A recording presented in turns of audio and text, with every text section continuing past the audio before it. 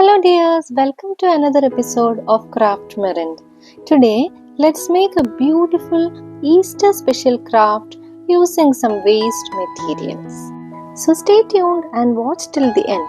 If you are watching my videos for the first time, please do like, subscribe and share with your friends who love to watch craft videos. Also, I love to hear from you. So feel free to share your thoughts in the comment box.